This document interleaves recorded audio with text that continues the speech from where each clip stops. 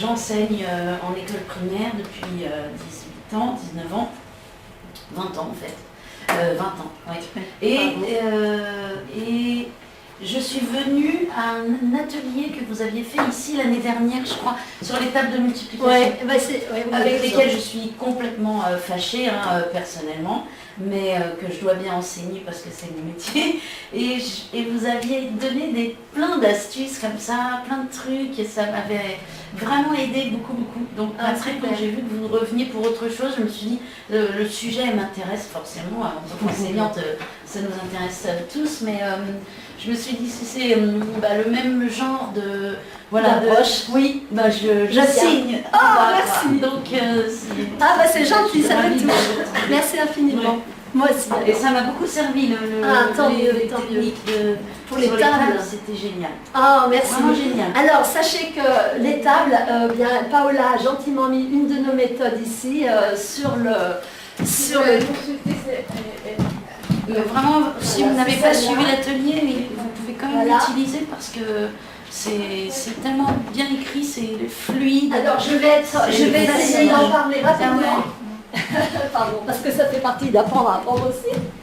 C'était pas prévu, mais c'est pas grave, on improvise. Donc ce livre, je l'ai écrit, on habitait aux États-Unis à l'époque, je l'ai fait proofreader, je l'ai écrit en anglais, je l'ai fait proofreader par la maîtresse d'une de mes filles, et quand elle a vu le livre, elle m'a dit « Oh non, tu l'as vraiment mal ficelé ton truc. » Ah bon?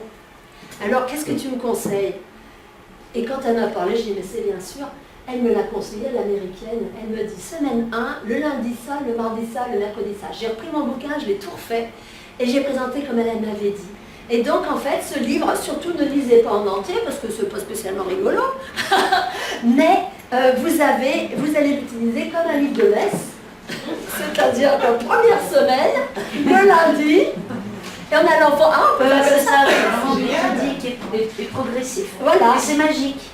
Et c'est magique, parce qu'en fait, c'est comment dire, je me suis dit, je me souviens, j'étais dyslexique pour retenir ces tables, je me souviens encore, je me mettais à plat ventre sur la balançoire, et j'étais désespérément, il n'y a rien qui rentrait, et je cherchais des astuces et tout.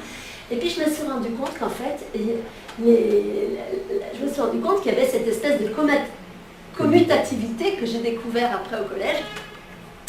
Et je me suis dit, mais en fait, on pourrait bien simplifier la vie. On pourrait commencer par apprendre des tables toutes simples. La table de 0. Et en même temps, on pourrait donner le sens. Hein, je veux 0 fois quelque chose, est-ce que tu as des petits pois? Moi, franchement, je déteste ce petit pot. Si on me disait, t'en veux un? Bon, là, ça veut dire, ça va. J'en veux 0. 0 fois la fortune de Picsou, ça fait 0. Voilà, là, on a donné le sens. Oui, bien sûr, on va faire tourner. Voilà. Donc un sens logique d'apprentissage. Et après, donc, la table de 0, c'est la plus facile. La table de 1, je veux une fois quelque chose. Je viens de faire plaisir, je vais en prendre une fois des petits pois, mais après, si j'ai une fois 10 petits pois dans mon assiette, je mangerai ces 10 petits pois et c'est terminé. Donc une fois, c'est facile. Après, on apprend la table de 10, la 10 c'est facile, voilà, la table de 2, 1. Puis après, j'ai étudié le degré de difficulté relative des tables qui restaient pour apprendre de la plus facile à la plus compliquée. Et quand on arrive à la plus compliquée, il ne reste plus qu'à apprendre 8 fois 8, plus qu'un facteur à apprendre. Donc ça ne fait pas peur, ça s'accélère. Et puis surtout, toujours pareil, au fur et à mesure qu'on apprend, on révise toujours ce qui a été fait avant. Et le dernier point qui est important par rapport à cette méthode, c'est que quand on a fini et qu'on se dit « Yes, je sais mes tables », mon petit gars, si tu veux garder tes tables, surtout ne t'arrête pas là. Tu as encore 3 semaines à travailler où tu vas répéter tous les jours, pendant 10 minutes, pas plus. Mais 10 minutes tous les jours, pendant 3 semaines. Je te fais grâce samedi, dimanche, mais tous les jours. Et là, yes, c'est du gravé. C'est du gravé. Parce qu'encore une fois, c'est la répétition. C'est la répétition. Alors, je vais faire passer. Alors, il y a le livre et puis il y a les petites cartes qui vont avec carte question, carte réponse. Alors, vous verrez, il y a aussi une manière de les apprendre après.